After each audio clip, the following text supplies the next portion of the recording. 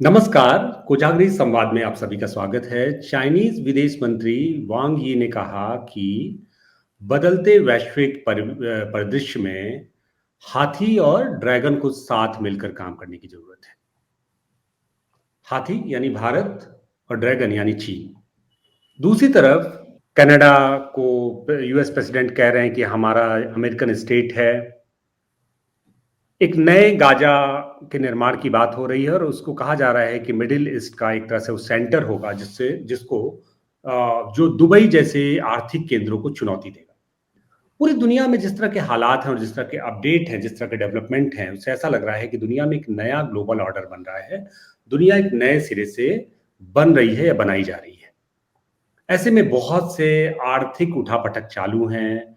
अमेरिकी टैरिफ को लेके एक भय का माहौल है। 2 अप्रैल वो तारीख है जिस दिन शायद पूरी दुनिया को में एक तरह से टैरिफ वार शुरू हो जाएगा और चाइनीज जो एस्टेब्लिशमेंट है उसने भी कहा है कि हम अमेरिका से हर तरह के संघर्ष के लिए तैयार हैं। इन्हीं सारे विषयों पे बदलते वैश्विक परिप्रेक्ष्य में क्या कुछ चल रहा है और ये जो अर्थ की कुंजी है वो किधर जा रही है, इन्हीं विषयों पर बात करने के लिए आज हमारे साथ नितिन चारवाक जी हैं। नितिन चारवाक जी का परिचय देने की जरूरत नहीं है। उनके शब्द, उनकी तमाम बातों से इसके पहले भी उनका परिचय मिल चुका है। तो लगातार उनकी निगाहें रहती हैं पूरी देश दुनिया पे, खासकर जो आर्थिक विषय है उस पर उनकी गहरी समझ है। नितिन चारवाक जी, आपका बहुत बहुत स्वागत है। रुपेश जी, थैंक यू जी। मैं आप ही की बातों को ही दोहराता जाऊंगा। मैं कुछ नया नहीं बोलूंगा और आप जनरली जो जो सवाल पूछते हैं या जो भी टॉपिक रखते हैं वो अपने आप में संपूर्ण होता है और अपने आप समझ में आ जाता है लोगों को भी कि क्या कहना चाहिए। नितिन भाई, यूएस मार्केट में लगातार गिरावट जारी है। भारतीय मार्केट तो पिछले 5-6 महीनों में 30 साल का रिकॉर्ड तोड़ रहा है और गिरावट की नई रोज ऊंचाइयां छू रहा है। तो गिरावट की नई ऊंचाइयां देखिए कितना विरोधाभास है। ये तो तो टैरिफ वार में असल बेनिफिशियरी कौन होगा? नुकसान किसको होगा, यूएस को या चाइना को? दो बातें शुरू करूंगा। पहले चीज तो लोगों को ये समझ लेना चाहिए, जो हम लोग बात कर रहे हैं टैरिफ वॉर, बहुत सारे लोग समझ नहीं पाते टैरिफ वॉर है क्या। टैरिफ जनरली जो शब्द है वो यूज किया जाता है कि जब हम किसी होटल में रुकने जाते हैं तो उसका पूछते टैरिफ क्या है, मतलब ये मूल्य को ही कहते हैं, टैरिफ कीमत को ही कहते हैं। लेकिन वो टैरिफ अलग अलग जगहों पर अलग अलग चीजें यूज होती है। जैसे हम ट्रेन में सफर करते हैं या गाड़ी में सफर करते हैं तो बोलते हैं फेयर क्या है, उसी तरीके से टैरिफ होटल के लिए यूज किया जाता है। तो टैरिफ का मतलब जब हम एक जनरल बात करें तो इसको पहले खुल के समझ लेते हैं क्या है। टैरिफ का मतलब यह है कि इंपोर्ट ड्यूटी, इसको हिंदी में समझते हैं, बिल्कुल सॉरी इंग्लिश का शब्द है लेकिन बहुत आराम से समझ में आ जाएगा। इंपोर्ट ड्यूटी बहुत सारे लग्जरी प्रोडक्ट्स पर बहुत सारे देशों ने इंपोर्ट ड्यूटी लगा रहे। आप एक पोर्शे की गाड़ी खरीदने की कोशिश करिए इंडिया में, तो जितने की गाड़ी होगी करीब करीब 100% उतना ही टैक्स इंडिया ने इंपोज कर रखा है, जिससे कि भारत सरकार को ज्यादा से ज्यादा, भाई एक अमीर आदमी ही खरीद सकता है उस गाड़ी को। अब जब आप अमीर हैं तो 1 करोड़ की गाड़ी आपको 2 करोड़ की पड़ेगी, तो 1 करोड़ भारत सरकार के खाते में जाएगा। और वो एक इस तरीके से हर कंट्री अपना अपना बैलेंस बनाती है कि हम इन प्रोडक्ट्स को खरीदेंगे, अगर आप बाहर से खरीदेंगे तो इतना पड़ेगा, इतना टैक्स लगेगा, इसको खरीदेंगे तो इतना टैक्स लगेगा। अच्छा, अमेरिका ने क्या किया था, अमेरिका एक्चुअली मैन्युफैक्चरिंग कंट्री नहीं रहा काफी सालों से। जब से चाइना ने अपने आप को एक मैन्युफैक्चरिंग हब बना लिया तो इनकी डिपेंडेंस जो थी वो चाइना पर हो गई। तो इनको अल्टीमेटली क्या करना पड़ा कि अपने का टैरिफ यानी इंपोर्ट ड्यूटी घटानी पड़ी। इंडिया से वो खाने का सामान खरीदते थे, अगर वो बहुत महंगा इंडिया से सामान खरीदेंगे खाने का तो उनके कंज्यूमर को ही महंगा पड़ जाएगा, तो वो कैसे खाएगा। तो हमारे यहाँ से अनाज वगैरह खरीदना या और भी चीजें, जो प्रोडक्ट्स हमारे यहाँ से जाते थे, मिनरल्स जाते थे, तो उस पर उन्होंने इंपोर्ट ड्यूटीज कम कर रखी थी। चाइना के साथ भी यही था, जो मैन्युफैक्चर्ड प्रोडक्ट आते थे जिसका ऑर्डर अमेरिकन कंपनीज ही देती थी, चाहे वो एप्पल हो, चाहे कपड़े के कंपनीज हो, चाहे कुछ भी हो, तो वो सब देते थे। और वो अल्टीमेटली जब मैन्युफैक्चर होकर अमेरिका जाता था तो उस पर ड्यूटीज जो थी, इंपोर्ट ड्यूटीज कम थी। रीजन ये था कम होने का, जिससे उनका कंज्यूमर कम पैसा दे सके, ज्यादा उसको महंगा नहीं पड़े। ठीक है साहब, चलता रहा। अच्छा, आप एक चीज और ध्यान दीजिएगा, वर्ल्ड ऑर्डर में जो इकोनॉमिक, जिसको अभी आप कहते हैं अर्थनीति में जो बदलाव आते हैं, वो जनरली पिछले जो दशकों में देखा गया था, पिछले 19वीं सदी में जो देखा गया था, वो फर्स्ट वर्ल्ड वॉर के बाद आए थे और फिर दूसरी बार जब आए तो सेकेंड वर्ल्ड वॉर के बाद आए।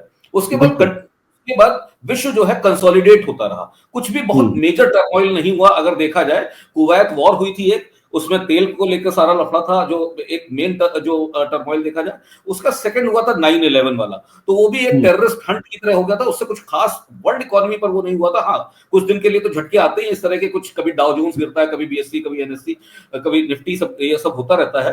तो ये सब जो मैं तो इनको, ये जो गिरना उठना जो मार्केट्स का होता है, ये शॉक एब्जॉर्वर्स है, ये इकोनॉमी के शॉक एब्जॉर्वर्स हैं कि आप इसको भी हम समझते हैं थोड़ा सा। पहले हम जहां पर थे वहां बात कर लेते हैं। तो ये पिछले 75 सालों में, जब से सेकेंड वर्ल्ड वॉर खत्म हुई सन 45 में, उसके बाद से करीब 80 सालों में तो दुनिया जो थी वो कंसोलिडेट हो रही थी। कभी स्टार वॉर्स हो रही थी, कभी कोल्ड वॉर हो रही थी रशिया और अमेरिका के बीच में। अचानक से राइज ऑफ चाइना हो गया कि वो एक इकोनॉमी बन गई, जहां पे यह हालत थी कि इंडिया से भी बुरा हाल था उनका कुछ 40-50 साल पहले। धीरे धीरे धीरे धीरे चीजें चेंज होती गई। अब साउथ ईस्ट एशिया, चाहे वो ताइवान हो, चाहे कोई भी हो, वो हब बन गए मैन्युफैक्चरिंग के, टूरिज्म के हब बन गए। हम नहीं बन पाए, हम लड़ाइयों में ही लगे रह गए, हमारी जो इंटरनल वॉर्स थी उनमें हम अपने आप को कंसोलिडेट नहीं कर पाए। लेकिन कहीं ना कहीं एक कंसोलिडेशन इस कंट्री में भी आ रहा था। हम ईयू की बात करें, ईयू में पॉपुलेशन की वजह से, यूरोपियन यूनियन की बात करते हैं, जो एक कंसोलिडेटेड पूरा क्षेत्र है जहां पे बहुत सारी कंट्रीज हैं, वहां पर पॉपुलेशन, एजेड पॉपुलेशन ज्यादा हो गई और यंग पॉपुलेशन कम हो जाने की वजह से वहां पर इकोनॉमी में बड़ी दिक्कतें आई। इटली तो ऑलमोस्ट खाली हो चुका है, इटली के गांव वगैरह खाली हो चुके हैं। तो हर जगह का हर जगह के जो पुराने इकोसिस्टम्स थे, जो पुराने सिस्टम्स थे, वो चेंज हो रहे हैं। अच्छा, चेंज होने की वजह से अब ये सारे के सारे जितने वर्ल्ड लीडर्स हैं वो भी सब देखते हैं इंडिया की सिग्निफिकेंस बढ़ रही है। आप भी जानते हैं, हर हर मामले में सिग्निफिकेंस बढ़ रही है, प्रेजेंस बढ़ रही है। लोग समझ रहे हैं कि हाँ, इंडिया एक बड़ा बड़ा मार्केट भी है, साथ साथ कंज्यूमर भी है, बहुत बड़ा है, और अब तो मैन्युफैक्चरिंग भी कर रहा है। ठीक है, चाइना के मैग्नीट्यूड में नहीं है, लेकिन फिर भी ठीक ठाक कर रहा है, काम शुरू हो चुका है जी। तो रशिया, सॉरी, जब हम बात करते हैं ट्रंप की, ट्रंप एक प्योर राष्ट्रवादी नेता है। वो पॉलिटिशियन कम है, बिजनेसमैन थे, बिजनेसमैन हैं आज भी। और वो एक ऐसा बिजनेसमैन है जो अमेरिकन ड्रीम से बना है कि अमेरिका, ठीक है, उनके फादर का ही बिजनेस था और उसी को उन्होंने आगे बढ़ाया है, लेकिन उन्होंने अमेरिकी सपना जिसको कहते थे उसी को बड़ा किया और वो बिलियनियर बनते चले गए। और उसी बिलियनियर होने के नाते उन्होंने अगली बार जो टाई अप किया तो एक ऐसे बिलियनियर से किया जो कि दुनिया का सबसे अमीर आदमी है, एलन मस्क, और उसके साथ टाई अप करके उन्होंने अपनी सरकार बनाई। और दोनों की सोच एक ही है कि अमेरिकन ड्रीम को जिंदा रखना है। तो जब आप प्रेडिक्टेबल नॉन प्रेडिक्टेबल की बात करते हैं, अमेरिका के हक में जो कुछ भी है, ट्रंप उसके लिए कुछ भी करेंगे, चाहे किसी का नुकसान हो, चाहे किसी का फायदा हो। वो वर्ल्ड ऑर्डर के बैलेंस को नहीं देखेंगे। उन्होंने रशिया को प्रेस करना शुरू कर दिया क्योंकि उनको मालूम है रशिया में हमारा एक्सपोर्ट नहीं है, रशिया हमारे ओपन मार्केट नहीं है। रशिया के साथ अगर हम फ्रेंडली होते हैं तो चाइना पर ऑटोमेटिक प्रेशर हो जाएगा, क्योंकि चाइना की जो दोस्ती रशिया से है वो कमोबेश, मैं ये नहीं कहता कम हो जाएगी, लेकिन एक सॉफ्ट कॉर्नर रशिया का जरूर बन जाएगा अमेरिका के साथ, क्योंकि जब बिजनेस शुरू हो जाता है तो वो उस तरह से सपोर्ट नहीं कर पाएगा। तो ये सारी चीजें सोची समझी राजनीति है। उधर कनाडा अगर आपको याद हो तो जब इन्होंने शपथ ली है उससे पहले इन्होंने एक स्टेटमेंट दिया था कि कनाडा को यूएस में मिल जाना चाहिए।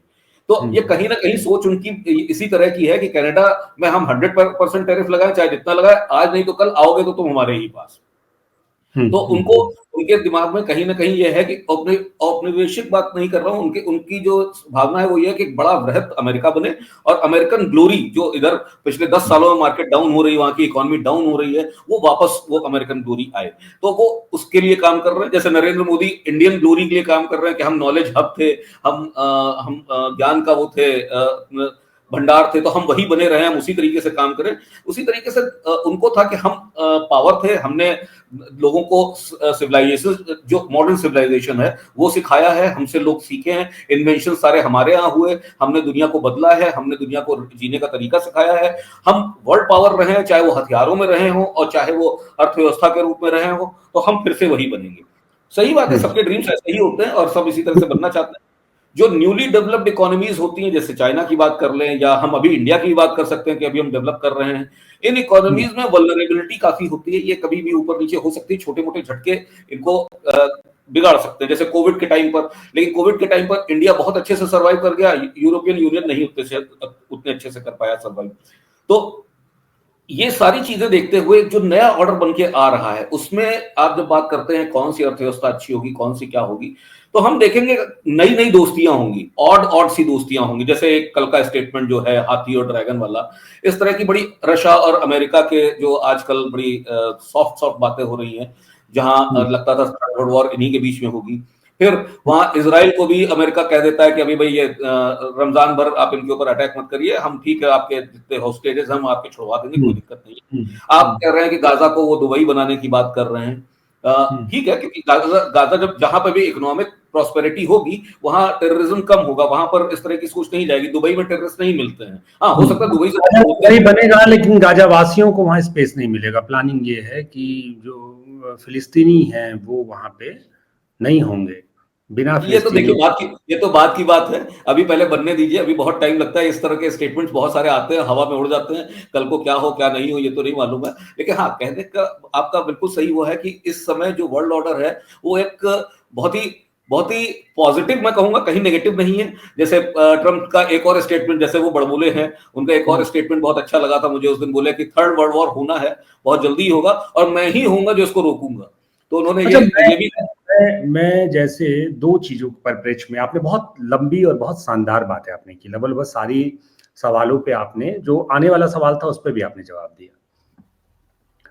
दो बातें मैं समझना चाहूंगा। जैसे कल चाइना का जो अभी आपने भी चर्चा किया, मैंने भी कहा, चाइनीज विदेश मंत्री का जो एक बयान आया, एक तरह से अमेरिका के इस टैरिफ वार या ट्रेड वार का फायदा क्या भारत को मिलेगा? दूसरी तरफ जिस तरह से ईयू भी भारत के पास आया और उसने कहा कि भारत और यूरोपीय यूनियन को साथ मिलकर काम करना चाहिए, क्या इस ट्रेड वार का बेनिफिशियरी भारत बनने जा रहा है? क्योंकि जिस तरह से देखिए, एक बड़ी बात है, अगर वाकई में चाइना आपके पड़ोस में अगर शांति हो जाए, दुनिया के सारे तरक्की करने वाले देशों की एक ही कहानी है कि उनके पड़ोसियों के साथ संबंध अच्छे रहे। तो अगर भारत चाइना के बीच संबंध अच्छे हो जाते हैं इसी बहाने अमेरिका और चाइना के तनाव की वजह से, तो बड़ी अच्छी बात है। वैसे भी पिछले 1-1.5 साल में ब्रिक्स का जैसे जैसे डेवलपमेंट हो रहा था, और बाइडेन का की एक बहुत बड़ी असफलता थी कि बाइडेन ने रूस को चाइना के पाले में फेंक दिया था अपनी नीतियों से। और उसका ये था कि भाई रूस और चीन मिल गए, इंडिया साथ आ गया, साउथ अफ्रीका है ही, तो फिर कुल मिला के ब्रिक्स अपना उठ रहा था। फिर उन्होंने हिम्मत इतनी बढ़ गई कि डॉलर के डी डॉलराइजेशन की बात होने लगी, अमेरिका को चुनौती मिलने लगी, तमाम तरह की बातें होने लगी। भारत तब भी जाहिर सी बात है बहती, मतलब आप हमारे लिए तो हमारा नेशनल इंटरेस्ट इंपॉर्टेंट है, हमारे लिए क्या अमेरिका, क्या चाइना, क्या साउथ अफ्रीका जैसे दुनिया के लिए होना भी चाहिए। भारत तब जो है चुपचाप उस पाले में चला गया, पाले की तरफ थोड़ा झुकते हुए दिख रहा था, ब्रिक्स के साथ था। और एक कमजोर बूढ़ा व्यक्ति अमेरिका किसका शासक था या प्रेसिडेंट था, जिसको अब बाइडेन, बाबा बाइडेन। तो बाबा बाइडेन जो है वो जो खड़े होने में भी लगता था गिर जाएंगे। बाबा बाइडेन की कई बार वीडियो देखते हुए डर सा लगता था कि कहीं गिर ना जाए। वो सुपर पावर अमेरिका का प्रेसिडेंट बाबा बाइडेन इतना कमजोर नजर आ रहे थे। जाहिर सी बात है उसमें अलग अलग देश आंख तरेड़ने लगे थे, स्टेटमेंट भी आ रहे थे। अब ट्रंप आए तो ट्रंप थोड़ा सा उन्होंने अपने आप अपनी पोस्चरिंग इस तरह से की कि अमेरिका तन के खड़ा हो सका। अब मैं थोड़ा समझना चाहता हूं इसको कि क्या ऐसा लगता है कि अगर ये टैरिफ वार या अमेरिका का जो भी अपना इंटरेस्ट है, इसमें भारत एक ऐसे मतलब पूरे परिदृश्य में दिख रहा है, चाइना भी उसके पास आना चाहता है, यूरोपीय यूनियन भी जो है वो भारत से निकटता बढ़ाना चाह रहा है, अमेरिका के भी अपने स्ट्रेटेजिक इंटरेस्ट हैं। जाहिर सी बात है वो अमेरिका भारत को, चाइना को कंट्रोल करने के लिए, चाइना को बैलेंस करने के लिए भारत का साथ चाहता है। और जाहिर सी बात है कि इजराइल जैसा जो खासकर जो कॉन्फ्लिक्ट है गल्फ में, उसके लिए भी जो है भारत बहुत महत्वपूर्ण है। खास तरह के रूट की बात चल रही है, ट्रेड रूट की बात चल रही है, जिसमें भारत, यूएई, सऊदीया, इजराइल और से होते हुए फिर यूरोप तक एक रूट, ट्रेड रूट बनाने की बात हो रही है, जिसमें काफी हद तक काम भी हो गया है। और उसमें भारतीय जो रेल कंपनियां और तमाम कंपनियों के लिए भी उसमें पर्याप्त स्पेस था। इन सारे परिदृश्य पे आपकी अपनी राय कि आप इसको कैसे देख रहे हैं? रुपेश जी, पहली जो टैरिफ को लेकर आपकी चिंता है मैं उसको थोड़ा दूर कर दूं। टैरिफ से कुछ भी भारत को नुकसान नहीं होने वाला है। अगर कोई भी टैरिफ, अगर भारत टैरिफ हटा देगा वो भी टैरिफ हटा देंगे, क्योंकि अच्छा, भारत ने टैरिफ लगा क्यों रखा मैंने आपको बताया, टैक्स का ही मामला है सारा का सारा कि भाई ज्यादा से ज्यादा टैक्स मिले। ठीक है, नहीं मिलेगा टैक्स तो अभी भी कौन सा सारे के सारे इंडियन पोस्ट खरीदे ले रहे हैं या रोल्स रॉयस खरीदे ले रहे हैं, तो या जिन भी आइटम्स ले रहे हैं, कुछ असेंशियल आइटम्स होंगे, वो असेंशियल आइटम्स या जिस पर इंडिया को लगता होगा ये अगर आएंगे तो इंडियन मार्केट की मोनोपोली, इंडियन मार्केट के जो मैन्युफैक्चरर हैं या जो इंडियन मार्केट में बैठे हुए लोग हैं उनको कंपटीशन मिलेगा, हो सकता है उसकी वजह से कुछ प्रोडक्ट्स पर वो टैरिफ लगा के रखेगा, लेकिन बाकी जनरल चीजों पर वो टैरिफ छोड़ देगा। तो जिस एक एग्रीमेंट हो जाएगा सारी कंट्रीज के साथ कि भाई हम इस पर छोड़ रहे हैं, इस पर आप भी लगा लो, इस पर हम लगा दे रहे हैं, तो आपस में वो टैरिफ वॉर जो है वो एक टैरिफ एग्रीमेंट हो जाएगा, अल्टीमेटली सबके साथ अलग अलग एग्रीमेंट हो जाएगा। इसमें कहीं कोई नुकसान नहीं होने वाला है भारत का, भारत का न पहले नुकसान हो रहा था ना अब नुकसान होगा, कहीं नुकसान नहीं होगा। हम भी आप अपनी चीजें बाहर बेच सकेंगे और उस पर भी टैक्स कम रहेगा, वहां इंपोर्ट ड्यूटीज कम रहेंगी दूसरे कंट्रीज में, और हमारे यहाँ भी इंपोर्ट ड्यूटीज धीरे धीरे कम हो जाएंगी जो अभी ज्यादा है। तो पहली चीज तो ये है, इसमें कहीं नुकसान नहीं है। और चाइना के साथ प्रॉब्लम इसलिए हो जाएगी टैरिफ वॉर को लेकर, क्योंकि चाइना अगर अमेरिका ने, चाइना पूरी तरह डिपेंडेंट अमेरिका के ऊपर है, बाकी जगहों पर वो एक्सपोर्ट जो करता है वो करता है। चाइना के साथ क्या है, देखिए इस स्टोरी को थोड़ा सा समझते हैं। अमेरिकन कंपनीज चाइना में माल बनवाती हैं और वो सारा का सारा जो मैन्युफैक्चरिंग होती है वो अल्टीमेटली फिर जाके अमेरिका में बिकता है। अमेरिका में बिकने से चाइनीज कंपनी को फायदा होता है, उनके पास डॉलर्स आते हैं और वो डॉलर्स अल्टीमेटली जाकर, क्योंकि डॉलर है, अल्टीमेटली जाके इन्वेस्ट अमेरिका में होता है। तो चाइना का जो पूरा साइकिल है वो अमेरिका के साथ जुड़ा हुआ है, अमेरिका के साथ बहुत हैविली जुड़ा हुआ, बाकी कंट्रीज के साथ उतना हैविली नहीं जुड़ा हुआ है, और न किसी और कंट्री का अमेरिका के साथ उतना हैविली जुड़ा हुआ है जितना चाइना का जुड़ा हुआ है। तो टैरिफ वॉर में अगर पिस रहा है, जो प्रॉब्लम हो रही है, जो दिक्कत आ रही है, वो इसको सबसे ज्यादा चाइना को ही आ रही है, क्योंकि उनकी हर चीज डिपेंडेंट अमेरिका पर। अगर वो ₹1 बढ़ाते हैं तो इनका मैन्युफैक्चरिंग कॉस्ट बढ़ जाएगी, मैन्युफैक्चरिंग कॉस्ट बढ़ जाएगी तो वहां पर सेल महंगा होगा, सेल महंगा होगा तो वहां पर डिमांड कम होगी, डिमांड कम होगी तो इनके पास डॉलर कम आएगा, डॉलर कम आएगा तो इनकी इंडस्ट्री डूब जाएगी। तो धीरे धीरे अल्टीमेटली नुकसान चाइना को सबसे ज्यादा होना है।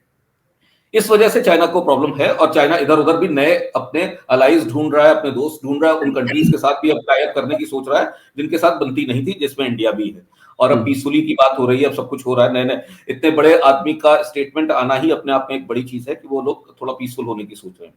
अब बात आती है इजराइल और मिडिल ईस्ट की और गल्फ की बात करें तो आप एक अगर पिछले 5-7 सालों में आपने देखा हो, जब अभी इजराइल पर अटैक हुआ था गाजा से, और जो बहुत जिसकी वजह से सारी लड़ाई शुरू हुई, जो कुछ हुआ, इसमें इतना सब होने के बाद और ईरान का इन्वॉल्वमेंट पता चलने के बाद भी जितनी भी अरेबिक कंट्रीज थी और जो ये पर्शियन कंट्रीज थी, उन्होंने किसी ने भी ना इजराइल के खिलाफ कुछ बोला और ना इन लोगों को प्रोत्साहन दिया जिन लोगों ने सब काम किया, तो वो बिल्कुल न्यूट्रल बैठ गए।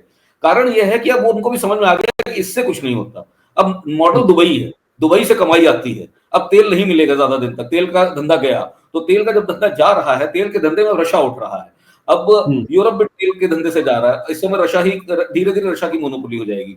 तो कहने का मतलब यह है कि इन लोगों को भी समझ में आ रहा है, अच्छा नए एज के रूलर्स हैं जो यहाँ पर आ रहे हैं, जो राजा आ रहे हैं, जो शेख हैं वहां के, वो सब अमेरिका में पढ़ के आए हैं, ऑक्सफोर्ड में पढ़ के आए हैं, उनको भी वर्ल्ड, ठीक है उनके अंदर अपना नेशनलिज्म है, लेकिन उनको ही मालूम है 50 साल पहले हम क्या थे, ऊंटों पर दौड़ा करते थे इधर से उधर, उनकी क्या हालत थी, उनको सब मालूम है 50-60 साल पहले क्या अरब का हाल था। तो यहाँ पर अब ये यहाँ का भी वर्ल्ड ऑर्डर चेंज हो रहा है, वो धीरे धीरे सीरिया वीरा को भी लाइन पर ला के सब सेट करके और उसको एक नया सिस्टम बनाया जाएगा, आने वाले समय में यही होने वाला है। और जो अमेरिका, एक और जो सबसे इंपॉर्टेंट चीज निकल के आ रही है, बुश के टाइम से लेकर जो एक नया परसेप्शन बना था कि अमेरिका सबको दबाता है, इस्लाम को दबाता है, जहां इस्लामिक कंट्रीज उनको दबा है, एक्चुअली वो इस्लाम को किसी को नहीं दबा रहा था, वो तेल चाहता था, उसको पैसा चाहिए था, उस पर उसकी मोनोपोली बनाना चाहता था। पिसती थी वो बगदाद और सॉरी इराक और ईरान और सीरिया, ये सब पिसते थे, तो वहीं से वो टेररिज्म शुरू हुआ कि टेररिस्ट वहां से पनपने शुरू हुए।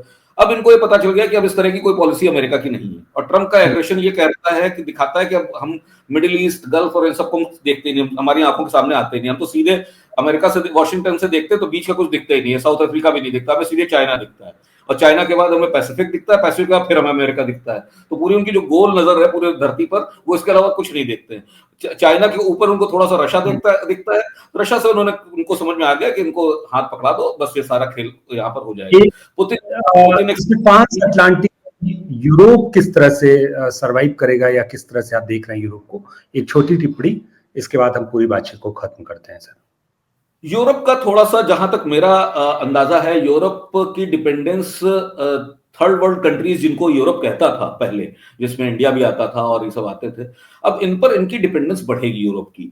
यूरोप की एजिंग की वजह से, यूरोप की इकोनॉमिक पॉलिसीज़ की वजह से, यूरोप में लेफ्ट और राइट का इम्बैलेंस होने की वजह से, बहुत सारा जो इन्होंने शरणार्थी बुलाए हैं, उसकी जो वजह से जो इनको प्रॉब्लम्स है, उनकी वजह से। तो यूरोप की थोड़ी-सी हालत खराब रहने वाली है आने वाले 10 साल में। Europe is not going to be flourishing like it was earlier. तो यहाँ यूरोप में दिक्कत रहेगी, यूरोप को भी संभलने में टाइम लगेगा और यूरोप को शेप करेगा अमेरिका रशिया की दोस्ती शेप करेगी, थोड़ा सा उनका तेल का व्यापार शेप करेगा, थोड़ा सा इंडिया शेप करेगा उनको, क्योंकि अब इंडियन जब वहां पे प्रेसिडेंट बनने लग गए हैं तो हो सकता है कुछ साल बाद आप देखें कि हर कंट्री का प्रेसिडेंट प्राइम मिनिस्टर इंडियन ही हो, तो हम ही लोग जाके शेप करेंगे। तो एक ये भी एक निकल के आ सकती है बात। तो यूरोप का थोड़ा सा फ्यूचर अभी ब्लीक है जो मुझे दिखता है। चाह रहे हैं, आपने सबसे पहला स्टेटमेंट दिया कि चाइनीज सेक्रेटरी ने ये कहा कि हाथी और ड्रैगन को साथ आ जाना चाहिए।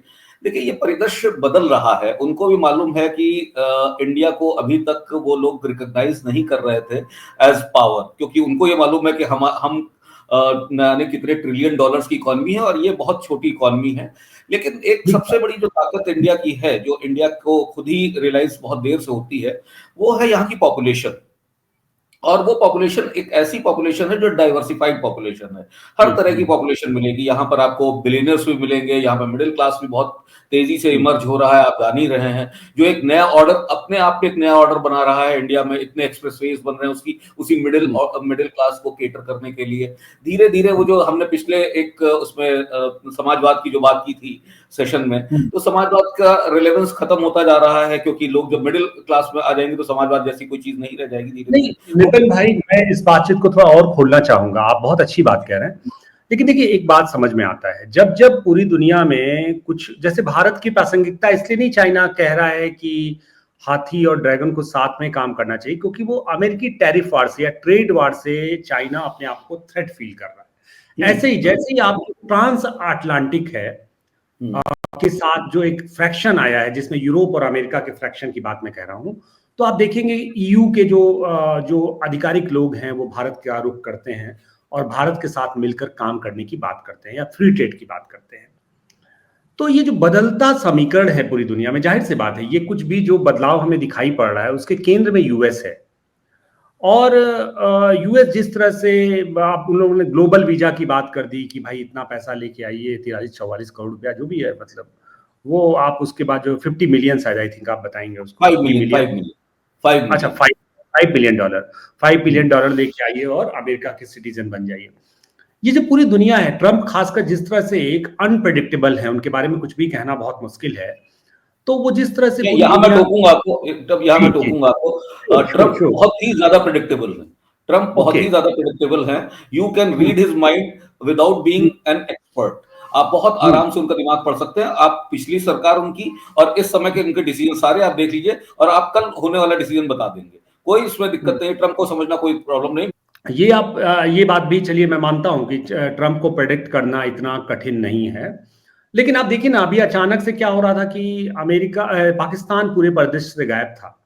और इवन भारत के विदेश मंत्री, विदेश सचिव की मुलाकात हो रही थी ईरान और बाकी दुबई में तालिबान के जो विदेश मंत्री है उनसे।